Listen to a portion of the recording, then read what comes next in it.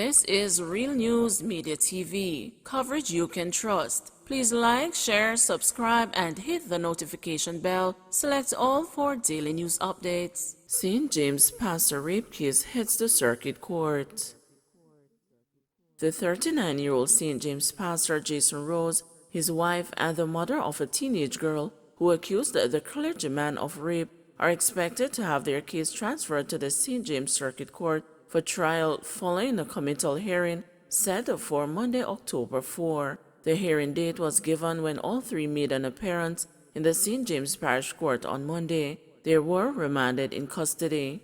The way was cleared for the case to be transferred to the Circuit Court after all files relating to the case were completed. A case transfer bundle is also to be prepared. Pastor Rose was originally charged with rape. A charge of attempting to pervert the course of justice was later added. Similarly, the two women faced charges of attempting to pervert the course of justice. Initial allegations against the pastor are that sometime in March, he assaulted the girl while she was at his home, which is located on the church premises at 62 Barnett Street in Montego Bay. She had reportedly gone there to access the internet to complete a school project. A report was made to the police, an investigation launched, and a search began to locate the alleged perpetrator, who is pastor of the New Life Apostolic Church in Montego Bay. He reported to the Freeport Police Station on June 7 and, following an interview in the presence of his attorney, was charged by detectives assigned to the St. James branch of the Center for the Investigation of Sexual Offenses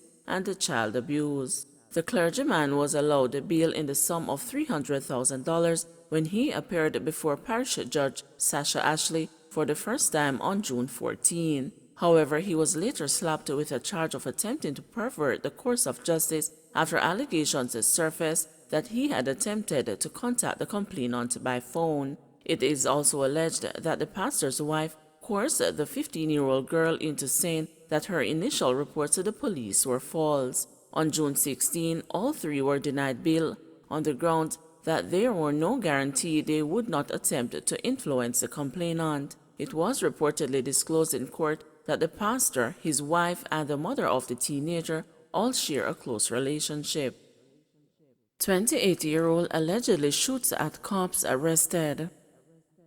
28-year-old Romain Stoddart has been arrested after he reportedly fired gunshots at a police team as they patrolled in porous Manchester on Friday, September 24. Stoddart has been charged with 2 counts of shooting with intent. The police said that about 1 a.m., Stoddart was seen with a group of men on the porous main road. Upon seeing the police, Stoddart and the other men allegedly opened fire at the police and then fled. Stoddart was later arrested and subsequently charged after a question and answer session in the presence of his attorney. Police nab man on the run after allegedly wounding party patron. The police have arrested and charged a man who they say has been on the run for several months after he allegedly injured another man at an illegal party at Common District in Manchester on Friday, May 21. 31-year-old Chevon Mullins of Comfort District has been charged with wounding with intent. The police said that about 10:30 p.m. on the night in question, Mullins was a patron at an illegal party when an altercation developed between him and another man. Mullins allegedly hit the man to the face, left, and later returned to the location with a firearm, which he reportedly pointed at the man and fired several shots in his direction. On Wednesday, September 22, Mullins was arrested by the police during an operation in Mandeville. PNP questions status of Ruel Reid's leave from JC. Member of Parliament for St. Andrew South East and opposition spokesman on finance, planning and the public service, Julian Robinson, on Tuesday posed several questions to Minister of Education, Youth and Information, Favour Williams, concerning Ruel Reid's leave as principal of Jamaica College.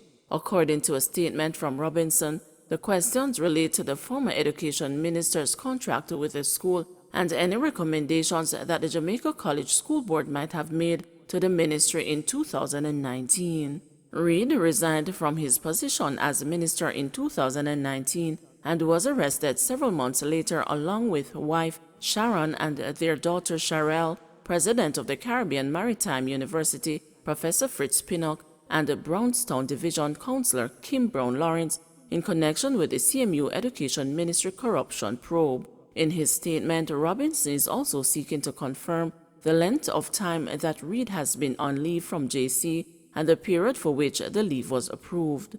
The Education Minister is also being asked to indicate the type of category of leave the principal of Jamaica College is currently on and the conditions surrounding the leave arrangements, Robinson said. Outlined are the questions that Robinson tabled to Williams. Can the minister confirm if the board of Jamaica College made a recommendation to the Ministry of Education in 2019 about the future of its principal? If the answer to part 1 is in the affirmative, will the minister please state what the recommendation was? Can the minister indicate the ministry's response to the recommendation from the board of Jamaica College? Can the minister confirm if the salaries and emoluments of the principal and acting principal of Jamaica College are paid by the ministry, and if so, please state what these are? Can the minister confirm the length of time the principal of Jamaica College has been on leave and the period for which it was approved?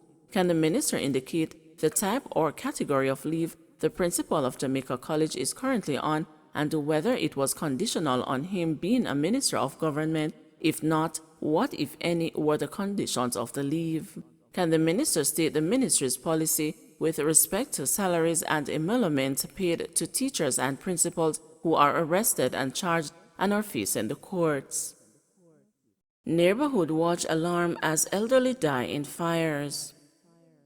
Anna Rankin would have turned 100 on December 4, but a mysterious fire on September 22 dashed the hopes of a centenary celebration for the elderly woman who died in her home on Old Road in Kitsentown, St. Catherine. Rankin, who was alone at the time of the fire, could not move independently, which complicated her rescue, mournful residents said. The fire started about 6 p.m., the Guanaboa Vale police reported. The mood in the close-knit rural community was somber as householders and the passers-by looked at the gutted board structure. We attempted to get her, but the front door was locked, David Johnson said. We couldn't go around the back. The fire was blazing like a living hell. This is a wicked death. Imagine that she couldn't help herself. Rankin's fiery demise has triggered a wake-up call for community groups, and the state organizations have been urged who live in at-risk residences. Jean Laurie Chin, founder of Caribbean Community of Retired Persons,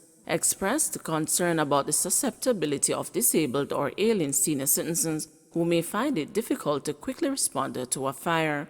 Rankins is not the only such recent death. On August 28, Madge Davis, 75, died in a house fire in Marley Acres, St. Catherine, and on September 8, Angela Green, a 69-year-old market vendor, succumbed to injuries sustained in a blaze at her residence in Cherry District, Kitsentown, a week earlier. Laurie Chin said that state agencies such as the Office of Disaster Preparedness and Emergency Management also have a role to play to enhance the security of elderly persons who are among the most vulnerable. The problem is widespread and must be an important item on the country's agenda, Laurie Chin said. I am recommending that the police resuscitate the neighborhood watch and that within that setup there is a special component which will protect the elderly within the respective community.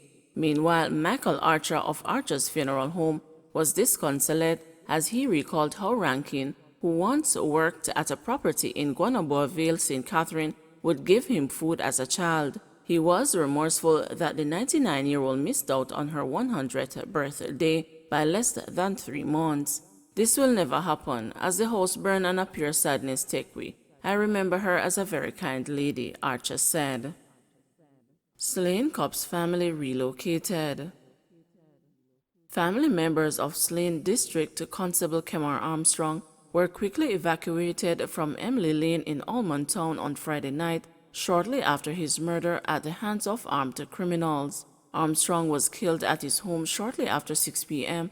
as he was about to leave for a neighboring shop. According to residents, the lawman was pounced upon by gunmen who shot him multiple times. He subsequently succumbed to his injuries as he arrived at the Kingston Public Hospital. When the news visited Emily Lane on Saturday, the community seemed like a ghost town with very few residents on the road. One resident who spoke on condition of anonymity said the community was shocked that Armstrong was the target of the killing. "It is surprising to hear, trust me. It shaped me up so bad. It is a small family. His mother, father, and sister live there." The resident added that she has been deeply impacted by Armstrong's passing as he grew up in the community. "I know him before he joined the force. He grew up around here, so he knows everybody here," she said. Another resident said he was at a loss as to the motive for the killing. He revealed that the police advised Armstrong's family to leave the community for their safety. Armstrong, who was assigned to the Banter Division of the Jamaica Constabulary Force, was described by his commanding officer, Acting Superintendent Heston Booth, as a quiet and respectful individual who was committed to his work. "He had a kind of a quiet personality, but when he is ready, he laughs and gets you to laugh," said the crestfallen Booth. Armstrong's passing came as a blow to the senior officer as they were both transferred to the division at the same time in January 2010. Booth elaborated, "I was part of the same district constable batch. We were trained together and I was a district constable too. 3 of us were assigned here. We used to work together. Armstrong was just a cool dude. He loved to play dominoes and that sort of thing." Booth added that Armstrong got along with all of his colleagues and he was a pleasant person to be around.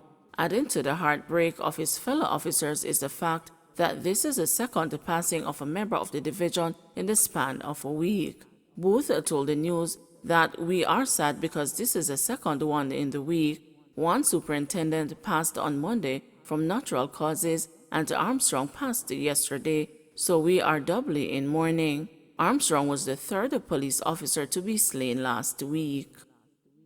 Don't forget to like, share, subscribe, and hit the notification bell. Select all for daily news updates.